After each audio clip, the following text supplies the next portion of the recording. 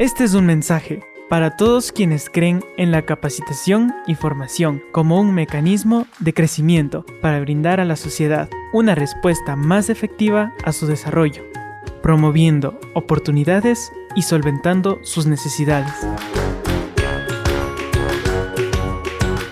Bienvenidos.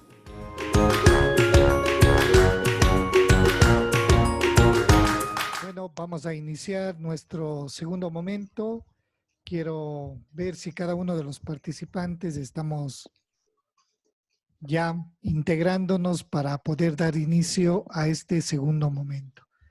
Agradecer nuevamente a Fernando Vega por, por todos los contenidos y también por las orientaciones que nos está permitiendo poder efectivamente tener una visualización general de lo que se puede trabajar desde el aspecto público. Al mismo tiempo, antes de darle paso a nuestro facilitador, quiero invitar a todos nuestros compañeros y compañeras funcionarios a que podamos contar desde nuestra experiencia qué dificultades, por ejemplo, hemos tenido con referencia a el desarrollo de los proyectos sociales encaminados a sectores vulnerables. Recordemos que muchos de los que están aquí presentes pertenecen, por ejemplo, a los consejos y a las juntas cantonales de protección de derechos, que sería interesante, por ejemplo, observar su percepción debido a que ellos lo que hacen es observancia y garantía, más no hacen ejecución de proyectos sociales. Pero también tenemos muchos compañeros y compañeras que desarrollan desde el aspecto social un trabajo en beneficio de cada uno de los sectores. Entonces, Sí. sería bueno ver todos esos puntos de vista que nos va a permitir efectivamente tener unas orientaciones mucho más claras. Voy a dar paso al padre. Padre, le escuchamos. Bienvenido nuevamente. Te doy la palabra. Muy bien, pues espero que hayan disfrutado de su cafecito o de algún break, como dicen ahora, ¿no? Un cafecito, decimos nosotros, más en nuestro propio argot.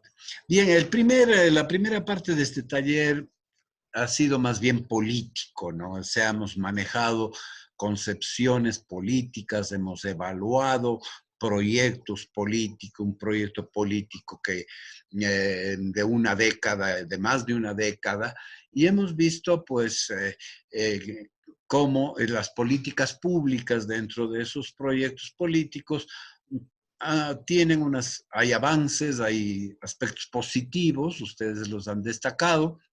Obviamente, esta perspectiva, este enfoque de derechos ha generado una toma de conciencia en algunos sectores importantes de la población, ha desatado, ha desencadenado energías, capacidades, en fin, avances, pero también hemos podido percibir una serie de limitaciones, de impactos incluso negativos, ¿no es cierto? Por ejemplo, alguien se refería en torno a los consejos y juntas cantonales, que desde el 2014 creo que dijeron, las cosas cambiaron porque se centralizó el tema, ¿no? Que antes había mucha más cercanía, mucha más autonomía y que de pronto cuando todo se centraliza, pues entonces las cosas ya no funcionan tan bien.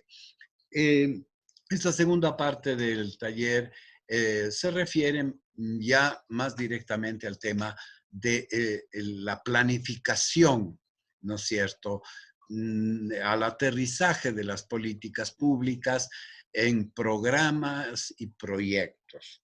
Y entonces el objetivo de este taller es recordar muy brevemente algunos conceptos de la planificación.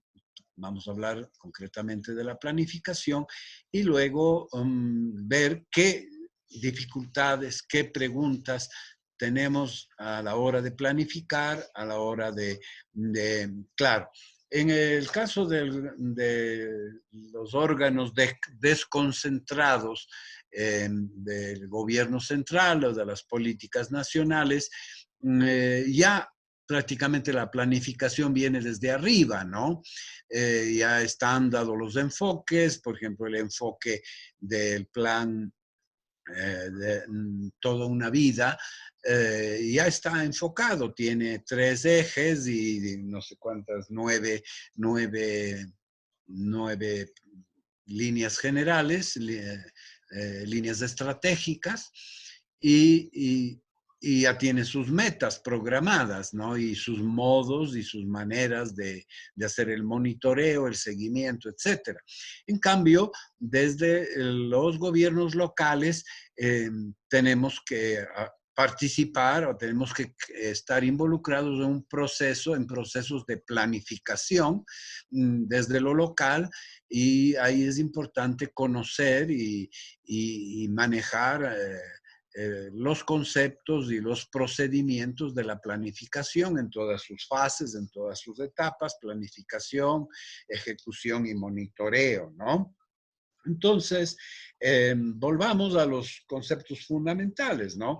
Ya hemos dicho que toda intervención política es una intervención que se hace en un territorio, una población, en un tiempo determinado. Es el proyecto político de un gobierno. ¿Para qué? Para ver, conocer la realidad, intervenir en esa realidad y conducir y modificar esa realidad hacia escenarios que superen las limitaciones, las injusticias, etcétera. Ese es el objeto de un gobierno, de un Estado. El Estado existe para, me acuerdo en el primer taller discutíamos de esto, ¿no? El Estado para qué existe, el Estado, la política, para qué existe, existe para planificar. Eso nos diferencia a los seres humanos de los animalitos. Los animalitos también establecen acciones y pequeños proyectos. Por ejemplo, a ver, una manada de leones tiene hambre. ¿Y qué hacen? Tienen un territorio en el que lo conocen, saben más o menos, incluso tienen cierta memoria de los momentos climáticos cuando pasan las migraciones de gacelas, donde hay comida, y entonces la experiencia adquirida de la manada de leones, las leonas viejas, los leones machos a veces colaboran, otras veces no. Entonces están guardando el territorio, hay también diferentes roles, ¿no? Pero la manada planifica el ataque ya por experiencia hacia una manada, eligen sus objetivos, dónde están en la manada las presas más débiles y organizan el ataque, ¿no es cierto? A veces el ataque no fracasa, otras veces tiene éxito y entonces hay comida. Y entonces llenan sus barriguitas y a descansar y a dormir hasta que sientan otra vez hambre. Pero los leones, bueno, los elefantes, por ejemplo, tienen por eso se dice, esta persona tiene memoria de elefante. ¿Por qué? Porque los elefantes, por ejemplo, se acuerdan en miles de kilómetros por donde andan, se acuerdan donde hay agua en las épocas de sequía y saben dónde ir a cavar para conseguir agua, ¿no? Pero claro, a diferencia de los seres humanos tenemos una memoria mucho más acumulativa, tenemos la capacidad de lenguaje, un lenguaje mucho más complejo, tenemos un pensamiento analítico y somos capaces de planificar, de prever el futuro, de modificar. O sea, incluso los seres humanos, en la época de los nómadas, de las tribus, miren, nuestros hermanos de la Amazonía han vivido miles de años en la Amazonía en armonía con la naturaleza y casi no han modificado el entorno. Casi no modificaron el entorno. Muy poco. En cambio, el hombre moderno se caracteriza por por transformar el entorno, por incidir en el entorno no solo natural, sino también social para transformarlo. Y esto significa planificar, esto significa prever, conocer cuál es la situación, cuáles son los problemas, qué hacer, cómo hacer, estrategias, qué resultados conseguimos, ¿no es cierto? Esto es propio de una sociedad humana y una sociedad compleja, ¿no? La planificación se da en una sociedad evolucionada, compleja, donde el peligro está precisamente en que si no planificamos bien, vamos a, como se dice, hablando mal y pronto, a mearnos fuera del pilchi, ¿no es cierto? O vamos a producir efectos no deseados, o no vamos a conseguir las metas, en fin, o vamos a hacer intervenciones que pueden ser absolutamente destructivas. Por ejemplo, está ahí el tema, vuelve a salir la discusión sobre cuál es el modelo de desarrollo que queremos en este país, un desarrollo extractivo, extractivista, modernizador, donde la tecnología de punta privilegia a los que están en los centros urbanos y bueno, y el que no puede sumarse, eh, que se, que se muera de hambre o que se muera, que se extinga. ¿Por qué? Porque nosotros no estamos pensando en ir todos juntos, sino en ir hacia a favorecer un desarrollo que privilegia siempre a los que más tienen, a los que más pueden, a los más capacitados, a los más empoderados, ¿no? Entonces, por eso es muy necesaria la planificación. Entonces, una política pública ya sabemos lo que es, un conjunto de objetivos, decisiones, acciones que se llevan a cabo en un gobierno para solucionar problemas que en un momento determinado tanto los ciudadanos como el propio gobierno consideran prioritarios, ¿no? Por ejemplo, en el SEMPLADES leemos esta definición: las políticas públicas son concebidas como un conjunto de decisiones y estrategias adoptadas por una autoridad legítima para resolver problemas públicos complejos. En tal sentido, una política pública es una directriz general que refleja la prioridad y la voluntad política de un gobierno para modificar una situación determinada.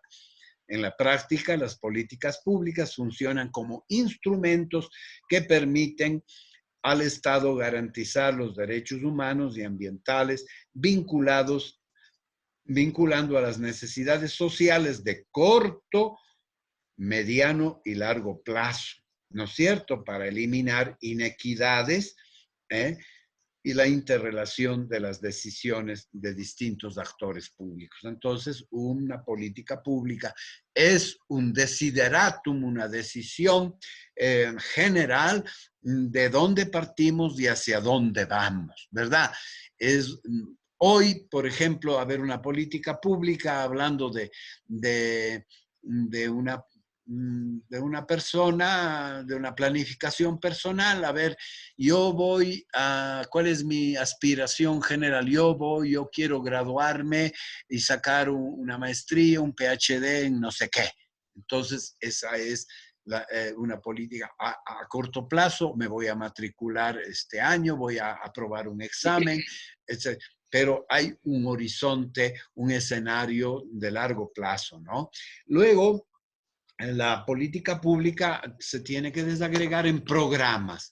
Es un conjunto de acciones, es un conjunto de acciones que asignan criterios, recursos, ¿no es cierto?, para generar un plan. Un plan es un conjunto de programas.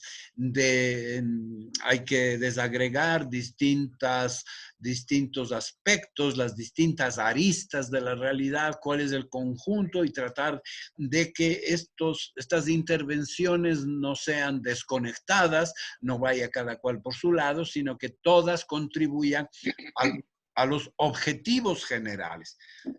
A los objetivos generales que queremos proponernos, ¿no? los programas transversalizan las políticas públicas. Es decir, si yo estoy, bien sea en los consejos cantonales de derechos o estoy en un GAT, pues tengo que estar atento a los planes nacionales, a los programas nacionales, para que la actuación de todos los niveles de Estado y los recursos se canalicen de manera sinérgica hacia el logro de los objetivos y de las metas propuestas, ¿no? Entonces, reducir la desnutrición infantil implicará un montón de cosas. Por ejemplo, mejorar el acceso a los alimentos sanos. Habrá que mejorar el empleo de la familia, porque si no, ¿cómo consiguen los recursos? Habrá que capacitar en programas de nutrición, porque teniendo incluso los insumos dietéticos, puede ser que yo escojo alimentos que no son dietéticos, que vendo leche y huevos para comprar Coca-Cola, ¿no? Entonces, hay una serie de acciones que deben apuntalar de todos los lados para que los programas sean integradores, se logren concentrar como en una lupa, ¿no? Todos los rayos, cuando cogemos una lupa y cogemos los rayos del sol y lo enfocamos en un papelito, vemos que esa concentración de rayos logra quemar el papel. Si yo pongo un papel al sol no va a pasar nada, los rayos están dispersos, pero si yo cojo una lupa y lo centro en un lugar, entonces voy a conseguir una concentración de energía, ¿no es cierto? Y voy a tener un impacto y voy a tener unos resultados que son los que esperamos de la planificación, ¿no? Luego están los proyectos. Los proyectos ya son concreciones de las políticas y de los programas en tiempo mucho más acotado, en territorio mucho más acotado, con unos actores concretos, con unos resultados muy concretos, ¿no es cierto? Entonces, el proyecto es la última, además, tiene que ver ya con la ejecución directa del proyecto, ¿no? Entonces, tenemos pues la definición de un proyecto, ¿no? Los proyectos pueden ser definidos como la unidad mínima de asignación de recursos económicos, humanos, institucionales, etcétera, y de unos objetivos mucho más precisos y específicos, ¿no es cierto? Constituyen el punto de partida más adecuado para formular apreciaciones sobre los programas. Los proyectos deben tener una población objetivo definida en función de las necesidades de una población local y una localización, por lo tanto, en espacio y en tiempo, con inicios y finalizaciones definidas, ¿no? Todos los planes de desarrollo en todos los niveles del gobierno deben aterrizar en una batería de proyectos. Yo me acuerdo cuando, después de todo el trajín de la planificación participativa, al final había que sentarse pues a llenar un fichero donde todo lo que se había trabajado durante la planificación había que concretarlo en proyectos específicos con acciones concretas, etcétera, etcétera, ¿no? Entonces, por eso este taller versa sobre las famosas 3Ps: políticas, programas y proyectos, ¿no? Bien, el enfoque desde la Constitución ya está dado. Ya les decía que este trabajo, que no es invento de la Constitución, ya desde antes de la Constitución, las Naciones Unidas, Martha Nussbaum y otros autores ¿no es Parece también. cierto? Sí, pues ya se hablaba de este enfoque del desarrollo con el enfoque de derechos, ¿no es cierto? Entonces, este enfoque de derechos es el que se ha utilizado en el Ecuador y se sigue utilizando de alguna manera, aunque claro, cada vez se vuelve menos, como diríamos, ya la novedad, ha pasado la novedad, ya no estamos leyendo tanto, ya sabemos un mecanismo más o menos que hay que usar y nos centramos en el mecanismo y esa misma mecanización y rutinización de la planificación también nos puede empobrecer y hay que estar siempre retroalimentando nuestras propias capacidades y nuestra formación, por eso estos talleres también, ¿no? Entonces, ya habíamos hablado de los problemas del aterrizaje de las políticas públicas en los gobiernos locales. Aquí vuelvo a repetir, hay un embudito ahí en los apuntes que dice que aumentan las responsabilidades de competencias de los municipios, aumentan las demandas de los ciudadanos hacia los municipios, los recursos no se transfieren de forma proporcional y adecuada, no hay criterios inculturados, territoriales, y como resultado la situación de los municipios se vuelve como un embudo, ¿no? Entonces, en estas circunstancias en las que tenemos además pocos recursos, entonces se necesita recurrir a la planificación, ¿no? Al proceso de planificación. Y entonces entramos pues en el concepto de planificación estratégica, ¿no? La planificación estratégica es una planificación que nace en las unidades de inteligencia de los ejércitos.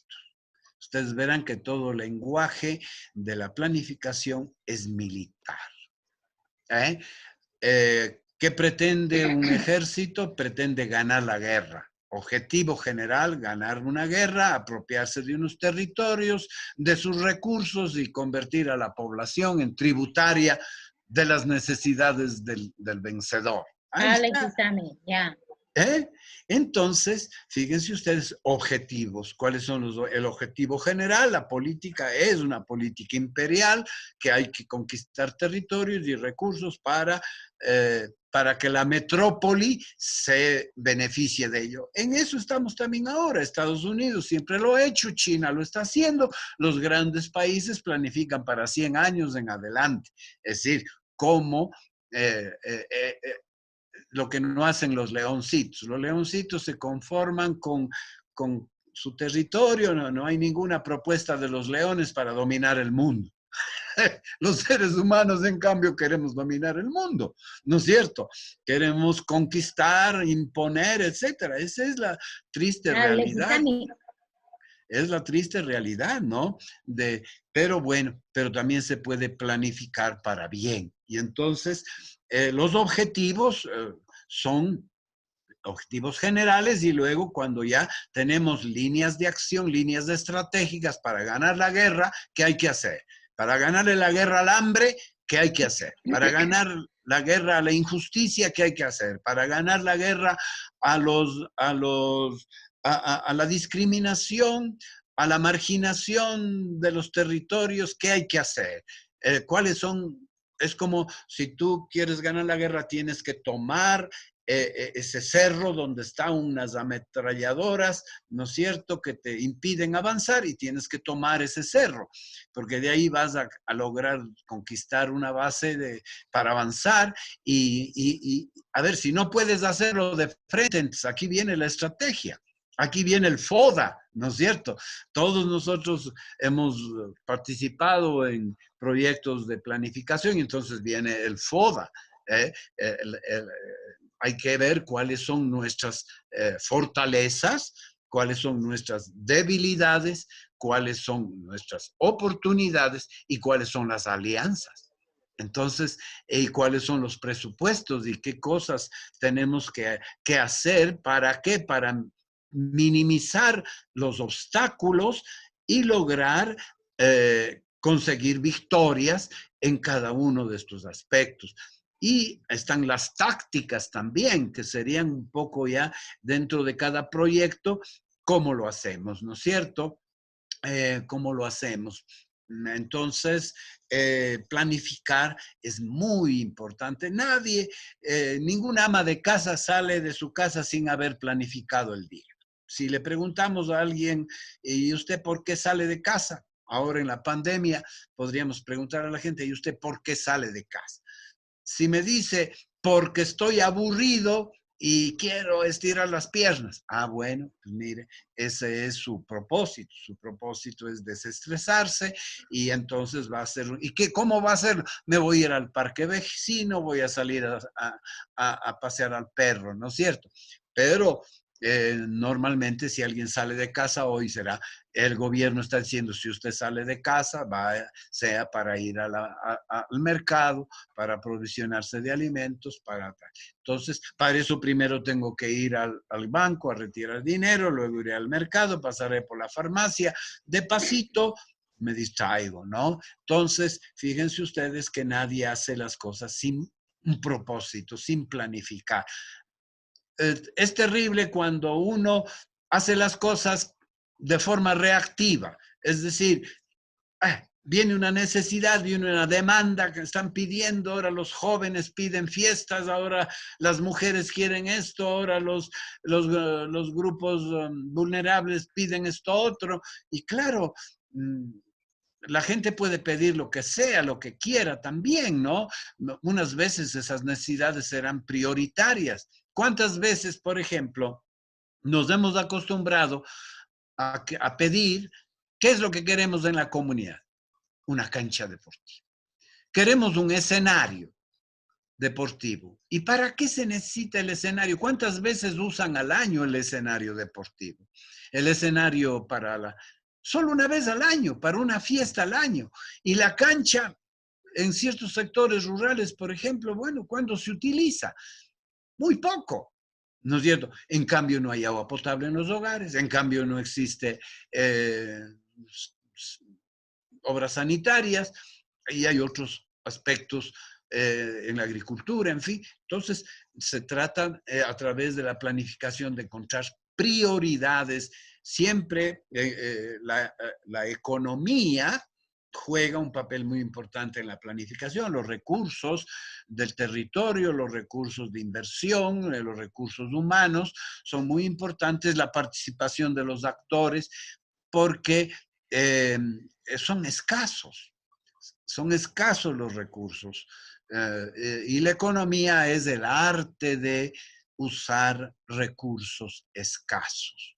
Y cuanto más escasos, más pensada, más planificada tiene que ser nuestra actuación. No sé si ustedes cuántos de ustedes y cuándo han participado en los procesos participativos, ¿no es cierto?, de planificación territorial en los GATS, tanto provinciales, tanto cantonales claro, cuando se eligieron las nuevas autoridades cantonales, tenían que presentar a partir de sus ofertas de campaña, pero también recogiendo la memoria de la planificación anterior, ver qué proyectos se continuaban y cómo se continuaban y con qué se continuaban, ¿no? Bien, entonces, vayamos a las fases de planificación. Le partimos normalmente de un diagnóstico, de una línea base, qué conocemos, qué sabemos de nuestras fortalezas, oportunidades del FODA, con qué contamos, cuáles son los problemas, ¿no es cierto? Y ahí hay que identificar, ustedes saben, las fuerzas políticas que están actuando, el árbol de problemas, todo esto que es esta primera parte de la planificación, y ahí necesitamos contar con información que normalmente nos debe proporcionar el mismo Estado a través de los censos, a través de los estudios de las universidades, en fin, de diagnósticos, etcétera. Entonces, es muy importante que no partamos de cero. tenemos que partir. Aquí, por ejemplo, la señora Margaret Thatcher dijo el otro día una frase muy interesante que se contrapone con lo que dice nuestro presidente actual. Dice, yo llegué a la presidencia y me encontré que había heredado una serie de problemas. Y dice la señora Thatcher, los verdaderos políticos no heredamos problemas. Conocemos los problemas de antemano y nos metemos en política para resolverlos. No es que, oh, de pronto me encontré con que no conocía nada. Pasa un poco con nuestro alcalde de Cuenca, que dice que ahora está muy de moda decir eso de que no somos políticos y entonces elegimos a gente que no es política. Y resulta que la gente que no es política conocerá mucho de empresa o de otra cosa, pero no conoce la administración pública y entonces entran a aprender. Y nosotros tenemos que pagar, ¿no es cierto?, el precio del aprendizaje. Este señor viene a la alcaldía a hacer un curso de capacitación. Se va a capacitar para alcalde, recién. Entonces, de ahí la importancia de la experiencia en la administración pública. Meterse a político, a querer administrar, no se improvisa. Hay que tener experiencia, hay que adquirir experiencia. Y bueno, por eso la carrera política, la carrera del servicio público, es una carrera. Tú puedes empezar de portero, puedes empezar de conserje, tú puedes empezar, bueno, así pasaba antes, tú hacías carrera en el servicio público y habiendo empezado desde abajo, aprendiendo, conociendo, un día llegabas a la gerencia, ¿no es cierto? Pero hoy día, como ya tú sin tener ningún mérito, a pesar de tanto que se habla de la meritocracia, de pronto porque eres hijo de papá y mamá, yo tengo una chica aquí muy cercana a mí que trabaja en un banco privado y y le ponen encima un jefe que gana un sueldo mayor que ella y no tiene ni puñetera idea de lo que se debe hacer. Y ella hace todo el trabajo, la subalterna y el otro gana sueldo. ¿A dónde? Por eso dice que la pregunta no es dónde ganas sueldo, sino dónde realmente trabajas, dónde realmente aportas, ¿no? Entonces, primer paso de la planificación, el diagnóstico, la línea de base. Ya decimos que el enfoque, cuando ya conocemos la línea de base, pues entonces viene el enfoque. El enfoque ya viene dado por la Constitución, las leyes y las políticas gubernamentales. Ahí precisamente tenemos que discutir en los gobiernos locales que se nos permita la autonomía y la descentralización suficiente para cambiar el enfoque, porque no es lo mismo hacer el proyecto en, en los barrios de Cuenca, en los barrios de la ciudad patrimonio de la humanidad, que hacer el proyecto, ejecutar el proyecto en la Amazonía o en las zonas rurales. Luego viene el diseño y formulación del proyecto, ¿no? Hay que tener muy claros los objetivos, las estrategias, las políticas que se pueden diseñar y la asignación de recursos y tiempos, ¿no? El diseño es la parte donde armamos realmente el esqueleto del proyecto, ¿no? El esqueleto del proyecto y donde también nos proponemos indicadores y metas y metas parciales para que el proyecto también esté dividido en fases, ¿no es cierto? Fase de lanzamiento, fase de socialización, después de ejecución plena y luego ya en el cierre, ¿no? Porque como veremos también en el tercer tema de este taller, ya lo tratará con ustedes Aníbal, los proyectos tienen un ciclo de vida, no son eternos. Y además, siempre los proyectos, a diferencia de las políticas generales que son permanentes y duran largo tiempo, en cambio los proyectos son evolutivos. ¿Por qué? Porque cuando tú implementas el proyecto vas a encontrarte con con que no funciona como tú pensabas, que hay otros actores, que hay otras interferencias, que hay obstáculos o oportunidades que surgen en el camino, y entonces para eso están los indicadores y está la reflexividad del proyecto, donde quienes lo aplican deben hacer las correcciones sobre la marcha para que el proyecto funcione. Y luego ya viene la implementación. A ver, la implementación es bastante más mecánica. Hay que cumplir los POAs, porque todo plan estratégico tiene que concretarse en un POA, en un programa de actividades concretas. Mucho más, perdón, voy a hacer un... Parece que ya me cogió el corona. Bueno, entonces es necesario ir, cuanto más desmenucemos el proyecto, más le asignemos tiempos, responsabilidades, quién se hace cargo de esto, quién se hace cargo del otro, para qué día, para qué fecha tiene que estar listo este producto. Ahora hablamos mucho de los productos, ¿no es cierto? Incluso hay evaluación por gestión y por productos, por metas, por objetivos, ¿no? Ay, ya les contaré después una anécdota al respecto para que veamos qué es eso de la evaluación por resultados, ¿no? Pero también hay gente que dice que más importante que el resultado es el camino, es la forma de hacer. Yo puedo conseguir un resultado muy, muy grande, pero ese resultado puede que no sea participativo, puede ser que sea impuesto. Si yo consigo un resultado menos grande, pero con mucha participación, con otros valores agregados, puede ser que la ejecución del proyecto sea mucho mejor, aunque no logre los espectaculares resultados. Un poco ese fue el error de Correa. Él quería una revolución rápida, profunda y democrática.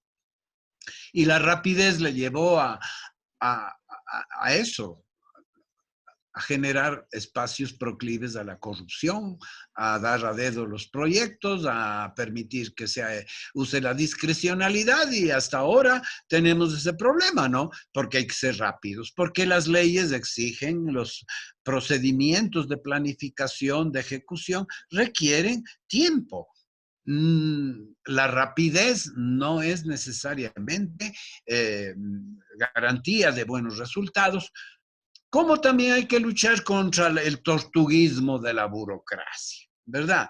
Estos burócratas que ya están años enquistados, que les da lo mismo 8 que 80, porque al final del mes reciben su sueldo y saben que no los pueden votar porque los derechos adquiridos y tal y cual, y son los que tú llegas a la ventanilla y están hablando por teléfono o maquillándose y tú estás ahí en la ventanilla parada y parece que no existes, ¿no? Y después de 10 minutos de que estás a la espera, te dice, ¿en qué le puedo ayudar? ¿En qué le ayudo? ¿No es cierto? ¿Cómo que en qué me ayuda? ¿En qué le puedo ayudar? Usted está a mi servicio, yo le pago, carajo, a usted para que me atienda, para que me sirva. No es que aquí voy a esperar su buena voluntad. Peor si hay que pagar, es que tienes que aceitar la huevada, ¿no? Tienes que aceitar el asunto para que funcione. Bueno, es que entonces con una burocracia de ese tipo, pues ¿a dónde vamos? No funciona un Estado, ¿cierto? Te puedes morir de viejo. ¿Dónde está la transparencia, la información? Entonces nunca están los productos, nunca están los servicios adecuados, no están colgados en la página web. Tú entras en la página web de algunas instituciones y ves una pantalla que dice, somos transparentes.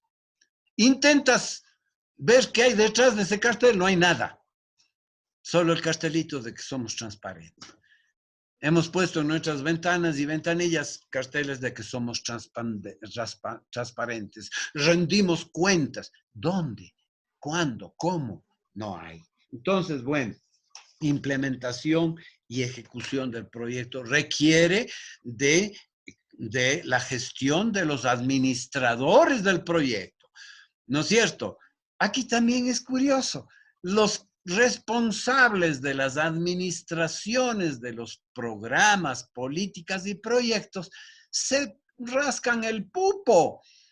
Cuando hay corrupción en la compra, en el hospital de no sé qué, y el director del Seguro Social compra con sobreprecios, el ministro dice, yo no sabía nada. El señor Correa dice que no sabía nada de las corruptelas de Odebrecht. ¿Para qué iba a hablar una mala palabra? Entonces, ¿para qué carajo? Bueno, no es tan mala, carajo, ya es más normal. Hemos elegido a gente que se responsabiliza de los éxitos, pero no quiere asumir la responsabilidad de los fracasos. Entonces, de ahí viene la impunidad, de ahí viene la corrupción. ¿No es cierto? Entonces, fíjense ustedes lo importante que es que quienes administran el proyecto estén ojo, porque si bien debemos confiar y entregar responsabilidades, el administrador que es el hombre orquesta, que no se puede hacer nada si él no da, todo tiene que pasar por el gran iluminado y el gran gurú. No, el administrador, el que gobierna el proyecto debe delegar funciones y responsabilidades para que el proyecto marche. Él no puede estar en todas partes, pero no debe desentenderse, no debe confiar tanto en el equipo que lo deje. ¿Por qué? No solo porque la rutina nos puede volver perezosos, de verdad, y siempre tendemos a dejar para mañana lo que debemos hacer hoy, sino también porque el ser humano es proclive al mal. Nos podemos corromper en el camino. Podemos llegar muy honestos al gobierno, pero la pregunta es, ¿saldremos igual de honestos?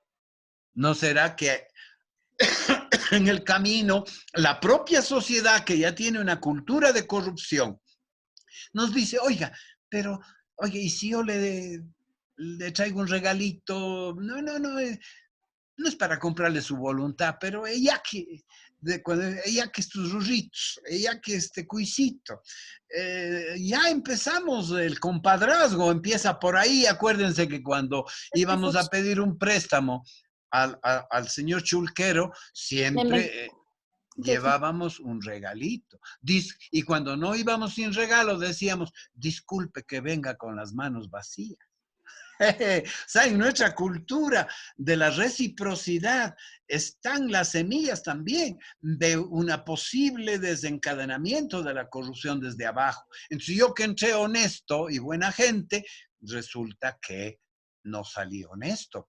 Por eso dicen que el hombre probado es el que ha probado, el hombre probo es el hombre que ha probado y no le ha gustado.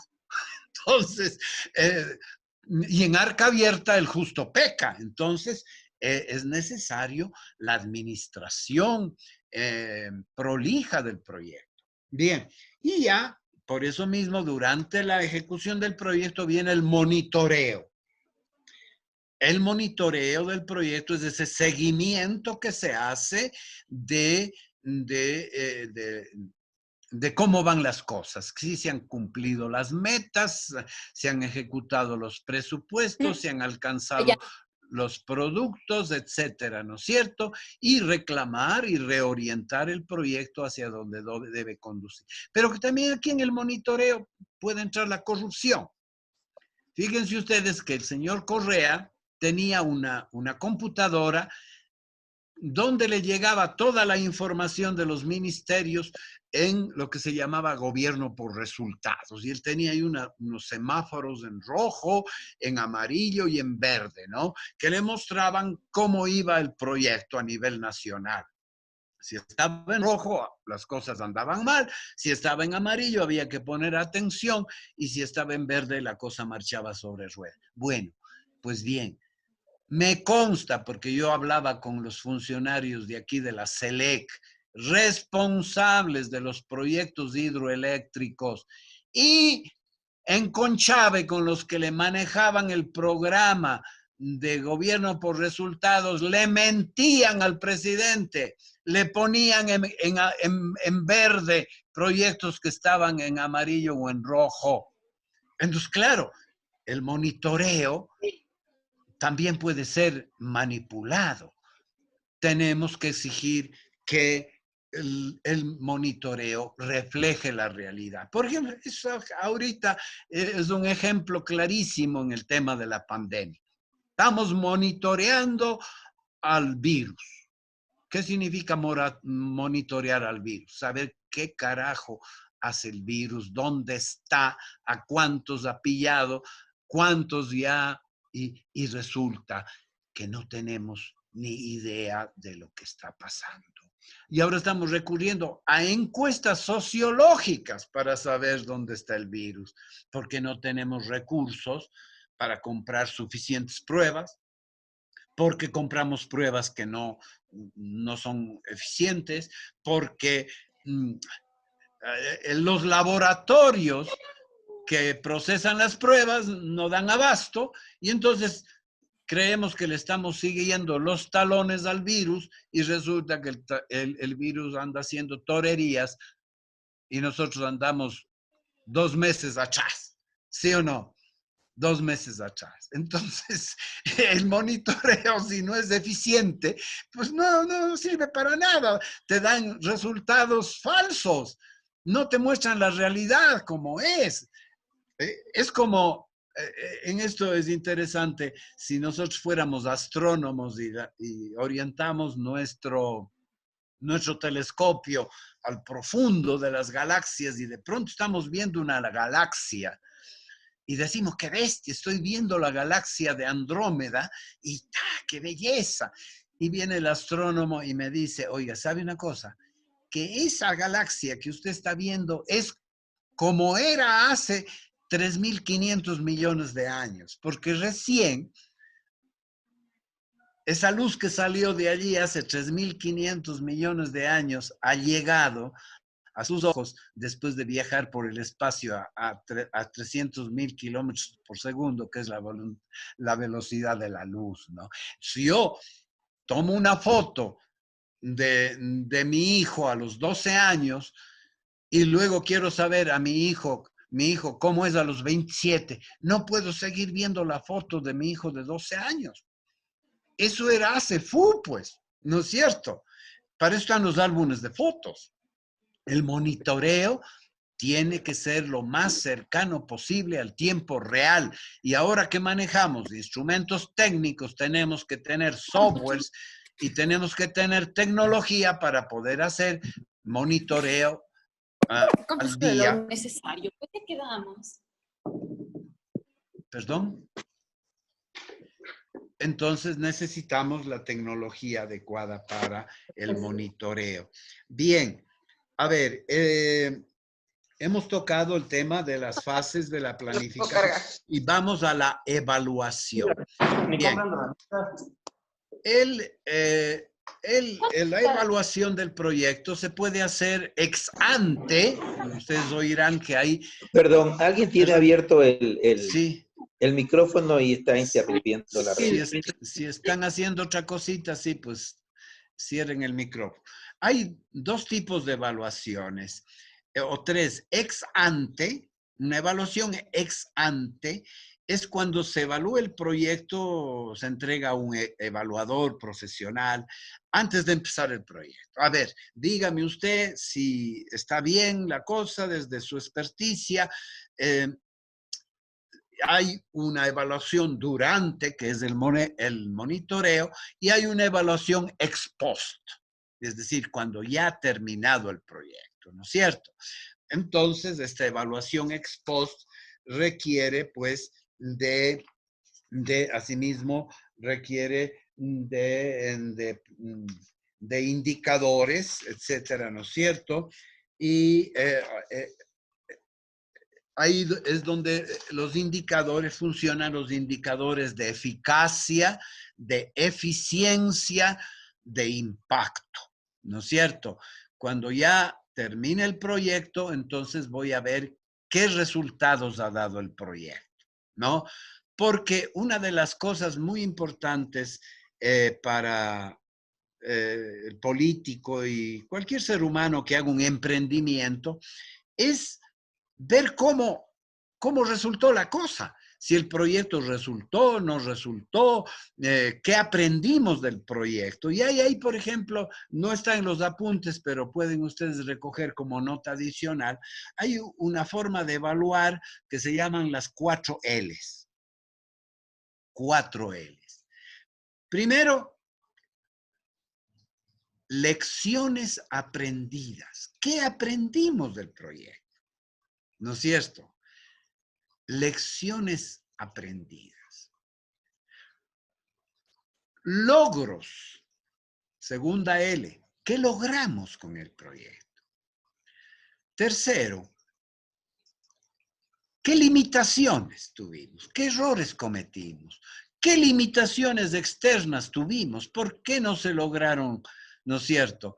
Y luego líneas a seguir.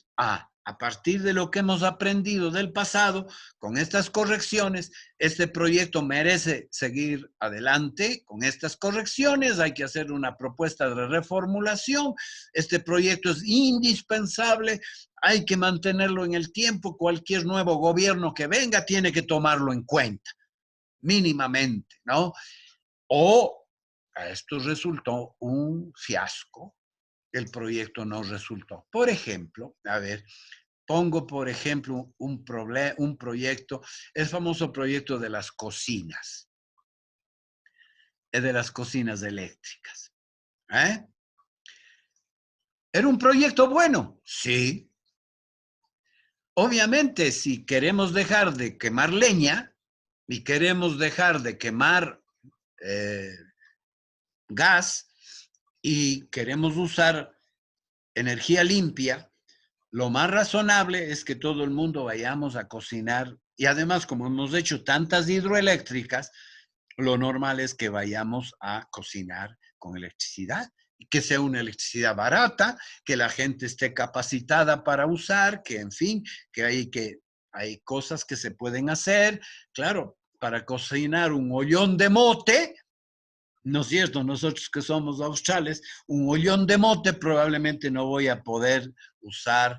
Y si tengo en una fiesta voy a cocinar a sí mismo para 500 personas, a lo mejor no voy a poder usar una cocina eléctrica casera, ¿no es cierto?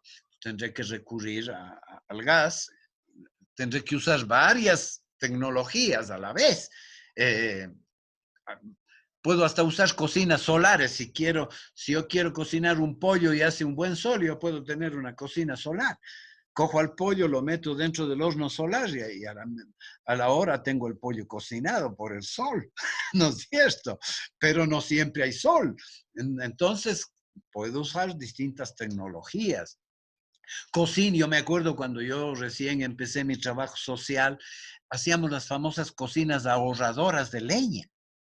Cocinas ahorradoras de leña, porque la gente seguía cocinando con leña. Entonces, ¿cómo hacer para gastar la menos leña posible? Entonces, el proyecto de las cocinas eléctricas fue muy bueno, pero la estrategia de implementación fue muy malo. ¿Por qué? Porque Correa quería que sea rápido, que enseguida ya en poco tiempo miles de cocinas se iban a millones de cocinas. Y lo peor de todo es que dijo, si ustedes las empresas que producen línea blanca en el Ecuador no me dan tantas, yo traigo de China. Y entonces se creó una resistencia y se abandonó el proyecto. Se abandonó el proyecto. Era un proyecto bueno, útil, necesario, pero se abandonó definitivamente porque no fue implementado, no fue planificado, no fue llevado adelante con las debidas precauciones y con la necesidad de tiempo para que la gente acepte el proyecto, ¿no es cierto? Entonces, hay que evaluar aquí hay que distinguir eficacia de eficiencia. eficacia de eficiencia. ¿Qué es un proyecto eficiente? ¿No es cierto? El proyecto, a ver, ya me perdí en mis papeles. El proyecto eficaz y el proyecto eficiente. La eficacia, ¿no es cierto? Analiza las actividades y objetivos en cuanto se desarrollaron a tiempo y al menor costo posible. Un proyecto ha sido eficiente, cuando yo he utilizado el menor tiempo y el menor costo. En cambio, la eficacia de un proyecto se mide porque si se consiguieron o no se consiguieron los resultados. No importa el costo. Cuando hay mucho dinero, bueno, no importa el costo para ser eficaz. Hay que lograr, si el proyecto es importante, no importa el costo. No importa el costo. Lo que hay que lograr es que se logren los objetivos en el tiempo propuesto. Por ejemplo, y yo tengo que conquistar esa montaña que está defendida por una ametralladora. Y no puedo hacerlo, puede ser que yo logre hacerlo en 15 días, pero mis jefes dicen que eso es para mañana. Yo tengo que lanzarme de frente y voy a tener un costo. Van a morir muchos soldados, pero voy a conseguir el objetivo. Y entonces le digo a mi jefe, sí, hemos conseguido, jefe, el objetivo, pero se ha muerto la mitad de la compañía. Bueno, ese es el sacrificio que teníamos que hacer. En cambio, la eficiencia mide el costo de los recursos, ¿no es cierto? Y entonces, mire que acabo de conquistar la montaña, pero aquí estamos yo solito que soy el capitán y mi subteniente, todos los demás han muerto. Pucha, el jefe me dice, vete a la mierda. O sea, tú has ganado la batalla, pero has perdido la guerra, porque nos has dejado sin ejército. Entonces, vean que no es lo mismo la eficacia que la eficiencia, ¿no? Entonces, la efectividad, ¿no es cierto?, mide, pues, eso, el logro de los objetivos. Luego hay otros valores que analizan la calidad y profundidad del proyecto, por ejemplo, mediante la cobertura o la focalización, ¿no es cierto?, la capacidad de cubrir la demanda actual. Cobertura tiene dos indicadores. Territorial, estoy avanzando a todo el territorio. Cobertura, estoy cubriendo toda la población objetivo, ¿no es cierto? ¿Cuál es el porcentaje de territorio que cubro? ¿Cuál es el porcentaje de población objetivo que cubro? Se llama cobertura. Entonces, eso lo hacen las empresas. Las empresas saben dónde, a ver, para distribuir tal producto, a ver, usted se va a cualquier comunidad, por lejana que sea, ¿qué encuentra usted ahí? No encuentra ni a Dios ahí, pero encuentra la Coca-Cola y encuentra cigarrillos líder. ¿Por qué? Porque la empresa llega a todas partes, tiene cubiertos todos los centros de distribución, por pequeños que sean. Ahora, todo el mundo puede alcanzar a comprar la Coca-Cola y todo el mundo puede alcanzar a comprar los cigarrillos. Puede ser que sí, puede ser que no. Entonces, está la cobertura de el acceso, porque no, yo puedo poner, qué sé yo, maravillas en todo el territorio y el costo. Entonces, es importante que los bienes y servicios cubran a todos, pero a costos asequibles, ¿no es cierto? La focalización sirve mucho para los proyectos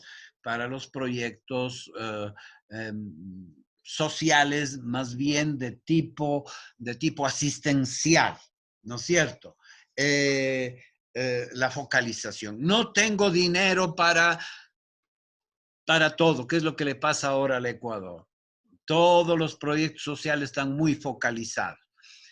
¿Qué hizo Lenín Moreno cuando vio que la mesa no estaba servida? Depurar la base de datos del bono de la pobreza. Yo tengo un amigo que vive en silla de ruedas, es un negrazo, yo diría, de Limones, de una isla de Esmeraldas, que era camionero y tuvo un accidente y se quedó en silla de ruedas. Por lo tanto, en las mismas condiciones del señor presidente. Pero es de estas personas que no recibía el bono de la pobreza como un limosnero. O sea, el tipo se ha esforzado, a pesar de su discapacidad, de tener una calidad de vida aceptable. Trabaja, inventa cosas, tiene una casita modesta. Yo mismo colaboré para que él pueda poner el techo de su casa. Le gusta ir bien. Y llega el señor, los técnicos del gobierno y le dicen, no, usted ya no necesita el bono, porque usted vive bien. O sea, se le castiga a la persona que se esfuerza y ahora en medio de la pandemia el hombre no tiene ni medicinas. Le tuve que llamar al ministro, que es cuencano, y le dije, vea, aquí está este video, a este compañerito, que dicen que ya no está dentro de la población objetivo, está encerrado en su casa, no tiene medicina para sus riñones, no tiene medicina, no tiene acceso a nada, ahora que ya no puede trabajar y resulta que ya no está en la base de datos. Entonces, fíjense ustedes que esto de la focalización también tiene sus problemas. Peor si la focalización se hace de forma clientelar, pues te focalizo cuando me vas a dar el voto y cuando vas a mirar para otro lado cuando yo me llevo la plata. Entonces, no, pues, compañeros, hay que atender a realmente. Si no tenemos plata para todos, prioricemos. ¿Quiénes? A ver, en una casa donde hay viejitos, adultos y niños, ¿quiénes tienen prioridad para comer? Yo me acuerdo en la época de mi abuelo, si había un huevo, ¿quién se comía el huevo? Mi abuelo, porque era el jefe. Y los niños nada, pues viendo cómo el abuelo se comía el huevo, ¿verdad? Sí, por eso había un refrán que decía, cuando seas padre comerás huevos. Ahora sabemos que la prioridad de la alimentación son los niños, ¿verdad? Y que los viejos más bien ya no necesitamos tanta energía, ¿verdad? Que con una dietita más pobre en calorías, un viejito puede ir tirando, mientras que los niños que están creciendo, a los huevos tienen que ir a los niños, ¿no es cierto? ¿Por qué? Porque son la generación que más demanda energética tiene, ¿no? Bueno. Por eso también hay que medir las capacidades cuando queremos diseñar una política pública, hasta dónde podemos estirar las sábanas. Y aquí es donde viene el tema de la demagogia. Cuando estamos en campaña política, ofrecemos todo a todos. Y cuando llegamos al gobierno, nos encontramos que la mesa no estaba servida. Y quieres, como decimos en el campo, yo te ofrezco y busca quien te dé. No ha habido plata, no tengo plata. ¿Qué culpa tengo yo si no ha habido plata? Y entonces vienen las decepciones, vienen las traiciones. ¿Por qué? Porque nosotros mismos como Estado nos autoengañamos, los políticos se autoengañan, engañan al pueblo y llegan a un gobierno que no,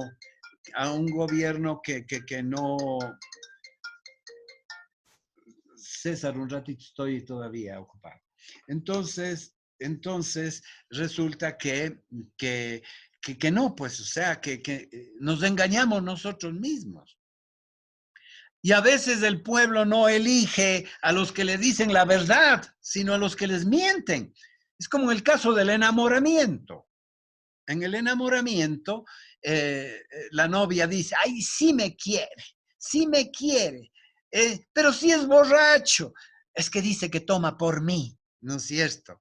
Sí, y sí me quiere, y todo el mundo ve que no le quiere, pero ella está convencida que sí le quiere. Entonces, con la política nos pasa lo mismo. Ponemos cariños y esperanzas en quien nos miente, y eso alimenta el populismo, la demagogia, ¿verdad? Debemos preferir a los candidatos que nos dicen la verdad. ¿Qué le dijo Winston Churchill a Inglaterra cuando iban a entrar en la Segunda Guerra Mundial? Les ofrezco sangre, sudor y lágrimas. Y ahora es eso lo que hay que pedirle al Ecuador. En la crisis en la que estamos, austeridad, esfuerzo, no pensar solo en lo que el gobierno te puede dar, sino en lo que tú puedes dar a tu comunidad, ¿verdad? Lo que nosotros podemos construir desde nuestras propias capacidades y facultades. Bien, y por último está el análisis de impacto. El análisis de impacto tiene que ver con los efectos colaterales a corto, mediano y largo plazo. Qué lindo que nos dicen que la minería le va a dar plata contante y sonante al gobierno para que pueda cubrir sus presupuestos. Y a lo mejor lo logra. Vienen los mineros, hacen también las cosas y se llevan el oro y pagan impuestos y el gobierno, qué bestia, ha cumplido con sus... ¿Qué va a pasar dentro de 50 años? Cuando se va la mina, se cierra la mina, quedan las represas de relave, quedan los montones de escombros que se van lavando y lixiviando con la lluvia, las corrientes de agua, los efectos permanentes, los impactos permanentes de esa mina van a durar hasta miles de años. Y eso va a condicionar el futuro desarrollo de las nuevas generaciones, de la agricultura, de la generación de alimentos, de la destrucción definitiva de culturas y de especies. ¿Vale la pena este pan para hoy, esta riqueza y abundancia de hoy para hambre y destrucción de mañana? He ahí la importancia de la medición de impactos, que pueden ser negativos o pueden ser también positivos. Cuando un proyecto tiene un impacto positivo de largo plazo, igual, ese proyecto tiene que seguir. Es recomendable. Pero si un proyecto tiene impactos negativos de largo plazo o de corto plazo, pero muy graves, pues entonces es razonable y racional no aprobar, no ir por ese camino y escoger otras alternativas. Aquí en Cuenca decimos mucho que agua sí, oro no. ¿No es cierto? Y creo que el agua es la mayor riqueza de nuestro territorio. Somos una máquina de hacer agua y desde esa máquina de hacer agua podemos tener energía limpia, hidroeléctrica, bien hecha y bien planificada, en vez de sacar más petróleo y ampliar la frontera agrícola, y podemos canalizar los pocos recursos que tenemos hacia la agricultura, primero hacia la producción agrícola, tan diversa en nuestro país, en los distintos pisos climáticos, hacia el paisaje, porque tenemos paisajes con potencial turístico, culturas con potencial turístico, y bueno, comiendo y participando en nuestra vida con otras personas que nos dejan ingresos, tenemos para por lo menos pasar el día, la semana, el mes, y luego ya las otras cosas vendrán por añadidura. En este momento de la pandemia, me parece que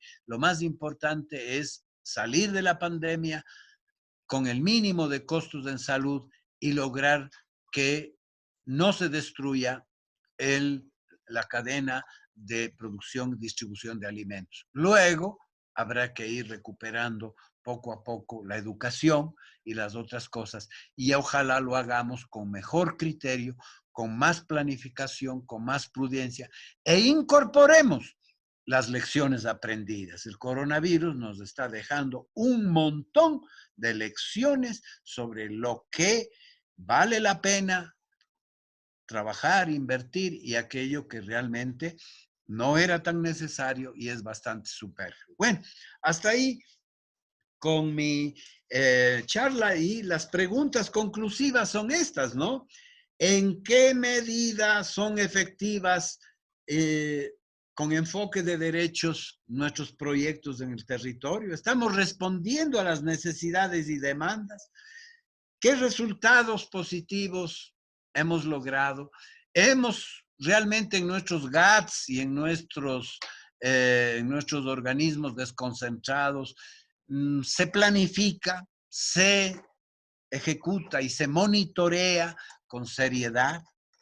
He ahí las preguntas para ustedes, y yo ya me callo, y después ya dentro de un cuarto de hora tenemos para comentarios y preguntas suyas, y luego ya tendremos la evaluación global que se haga desde Crea tu Espacio.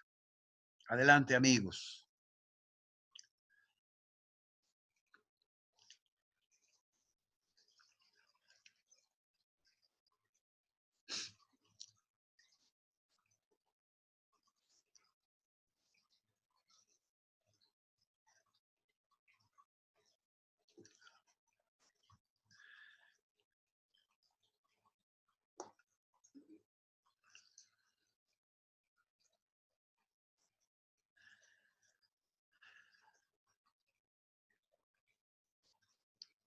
Anímense. Padre, Sí, Edgar. frente a la situación crítica económica, sobre todo que vive el país, eh, las organizaciones o los gobiernos descentralizados tendrían que, la alternativa sería buscar ONG internacionales de apoyo para que puedan contribuir en ese desarrollo local que se pretende buscar, ¿no es cierto? Se daría eso en este momento por todos los recortes que ha habido también, y creo que los GAD, especialmente en las parroquias, creo que no perciben nada de lo que el gobierno puede aportar. Yo espero, Edgar, que, bueno, pues desgraciadamente durante 10 años estuvimos diciendo que éramos ya el jaguar de América, y a las ayudas internacionales nuestro presi Mashi les dijo que se metan por no decir por otra parte, por la oreja, ¿no? Y resulta que ahora necesitamos. Y claro que los organismos internacionales están mirando al Ecuador como el país más golpeado por la pandemia, y van a canalizar hacia nosotros algunos recursos, pero eso, ojalá que los gobiernos descentralizados, estos programas tengan una estrategia de llegar hacia las comunidades directamente, y no pasen por el gobierno central, pues, porque si el gobierno central hace de aduana, creará una burocracia para manejar eso, y luego, bueno, ya sabemos lo que va a pasar, ¿no? Claro. Entonces, ese es un tema, pero el otro tema es que tenemos que, por ejemplo, aquí en Cuenca, fíjese usted que estamos celebrando los 200 años, el año para llegar al 3 de noviembre a celebrar los 200 años de independencia. ¿Usted cree que hay cómo sentar al alcalde y al prefecto a que conversen juntos? Imposible. ¿Cree usted que es posible sentar a los ministros, al gobernador, para crear un equipo de líderes que se pongan sobre las espaldas las necesidades y los problemas de la región, de la ciudad? No, cada uno está pensando en las elecciones del 2021. Esa es la cultura que tenemos que superar. Nosotros hemos formado un grupito que se llama Foro 200 años, donde decimos, señores, hay que recuperar el liderazgo, el amor al terruño. Nuestros viejos líderes cuencanos, aunque eran de derecha y todo eso, sin embargo, sí amaban a su tierra. Sí buscaban, acordémonos de nuestras juntas parroquiales, antes de que existan los gobiernos descentralizados. Con recursos propios salían a buscar la carreterita, salían a buscar las mejoras para la ciudad, porque querían a su terruño, ¿no es cierto? Entonces hoy necesitamos recuperar eso. Es triste que cuando hay un programa, un proyecto, enseguida preguntemos, y eso ya saben que es un eslogan, ¿no es cierto? Para colaborar en el asunto, decimos cuánto hay. ¿No es cierto? ¿Y cuánto hay? Entonces, si hay, yo voy a participar, pero no soy Gil, no soy la Madre Teresa de Calcuta para hacer caridad a nadie. O sea, ahora muchas de nuestras participaciones en política si no están bien financiadas, no participamos. ¿No es cierto? O sea, hay que rescatar el patriotismo. Y en este momento tenemos que hacer muchas cosas por los demás sin necesidad de retribución.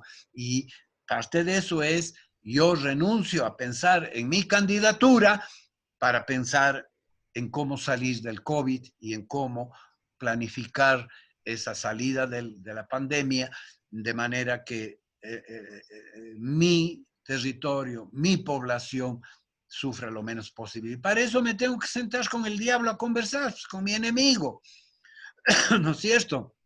Para sacar adelante la situación. Sería terrible que en un hogar, ¿qué pasa en un hogar donde ha habido malas relaciones? Ahora que estamos en confinamiento, han aumentado los maltratos, ¿no es cierto? ¿Qué pasa si ahora el marido y la mujer, cuando tienen que coordinar, salir, gastos, etcétera, etcétera, porque hay menos plata, qué pasa si cada uno duerme en cama separada, pues? Y además de ponerse la máscara, el COVID, ni conversan. Y los hijos, cada uno por su lado, ¿no es cierto? Pues claro que un confinamiento puede servir para que nos perdonemos, nos acerquemos, oye, qué bruto que fui, y ahora reconozco que soy una bestia, pues, ¿no es cierto? Y que no te he tratado bien y que vamos ahora a reconstruir unas relaciones más, ha sido rico estar contigo, ¿no es cierto? Y querernos es más productivo que odiarnos, ¿no es cierto? Hay que buscar que la simbiosis, así se han construido los ecosistemas, simbiosis es vivir juntos, colaborar juntos, pensar positivamente en el bien común más que en el interés personal, en el interés de grupo, en el interés político partidista. Entonces ese es el problema. Y ese es el problema que tiene el país. ¿Cómo logramos superar esta miopía de los líderes políticos, de los dueños de partidos y de movimientos que priorizan sus intereses electorales personales sobre los grandes intereses colectivos del bien común? Gracias, padre. 5 minutos todavía.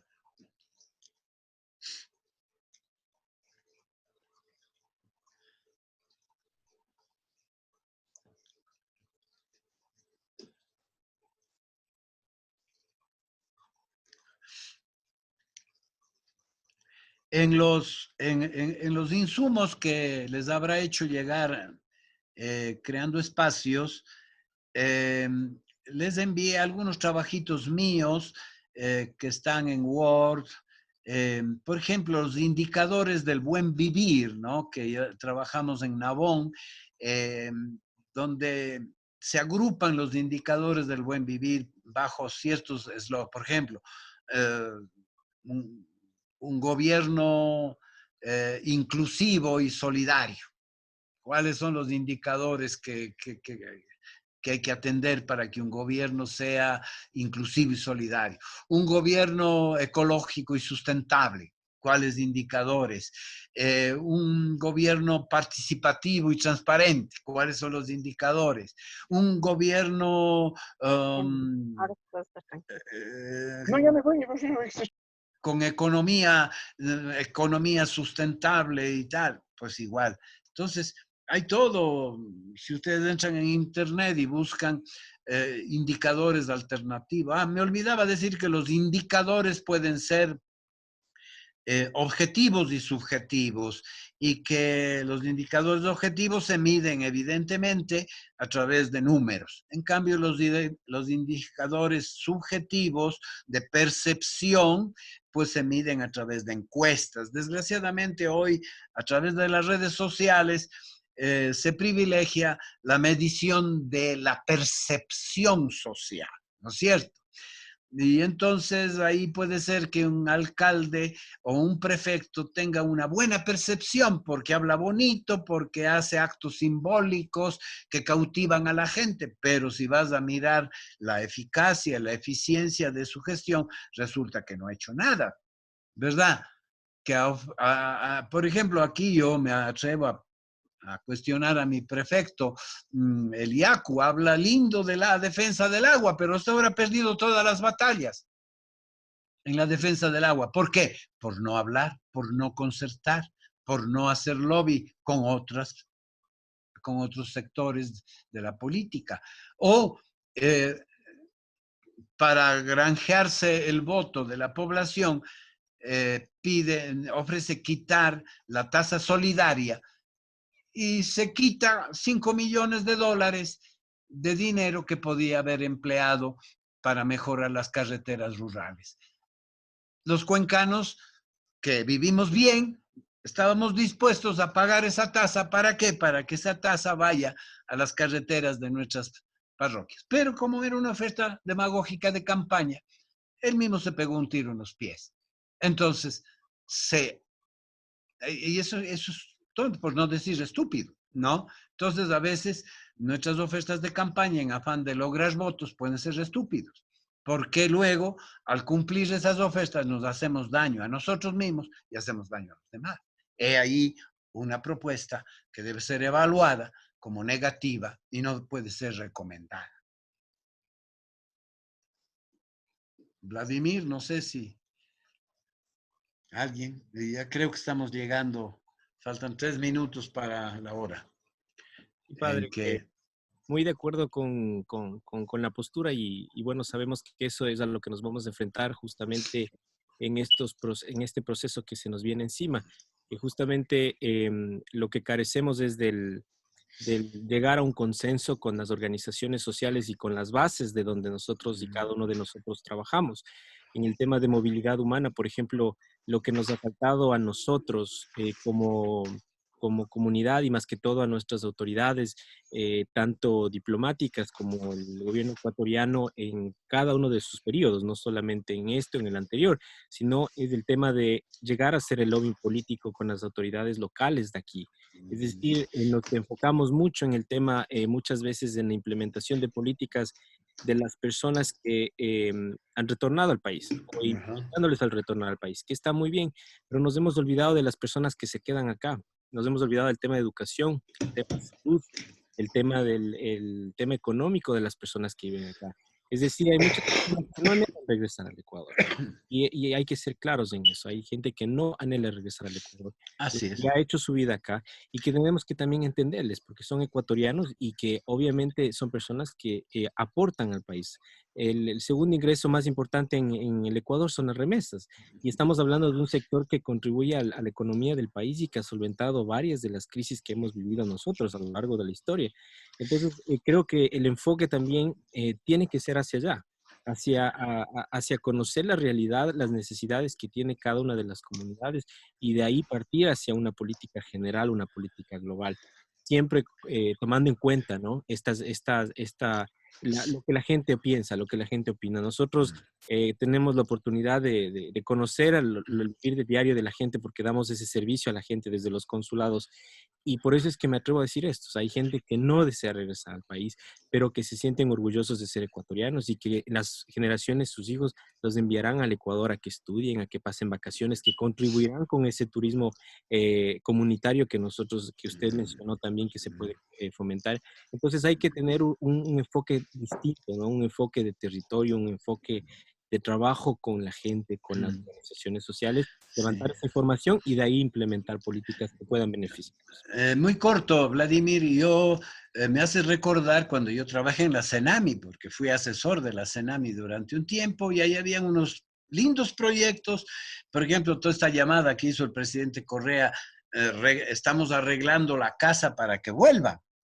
¿No es cierto? Y se hicieron una serie de proyectos como el Cucayo y otros proyectos que crearon expectativas y mucha gente vino esperando y resulta que no encontró lo que esperaba. Entonces, ahí está un poco el tema de la demagogia, ¿no? O sea, creamos una imagen muy bonita, políticamente somos un país que cumplimos los derechos de los migrantes, pero cuando llegan y nos dicen, ¿y dónde está el proyecto? ¿Dónde me inserto? Ah, es que usted tiene que hacer primero un proyecto que tiene que ser calificado y que después usted tiene que poner la mitad. Y los que no han logrado, precisamente los que vuelven porque están en peores condiciones, ¿qué hacíamos? Les recibíamos al pie del avión, les dábamos la bienvenida y vaya a su casita. O peor todavía, con los extranjeros.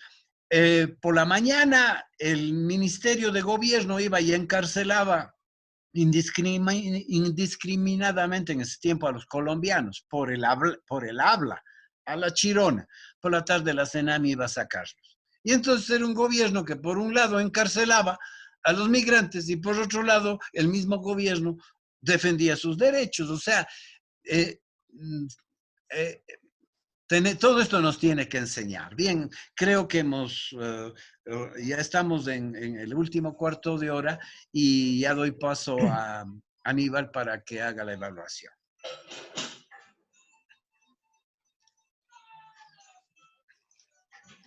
Muchas gracias, padre. Quiero yo agradecer porque definitivamente creo que antes de iniciar un proceso de intervención, es importante conocer todo el marco teórico que nos permita poder tener las orientaciones adecuadas, ¿no? Como funcionarios y funcionarias nos queda un gran reto. Cómo empezar a medir los impactos, cómo empezar a tomar en cuenta la estructura que tiene el Estado en cuanto a la planificación para proyectos de desarrollo social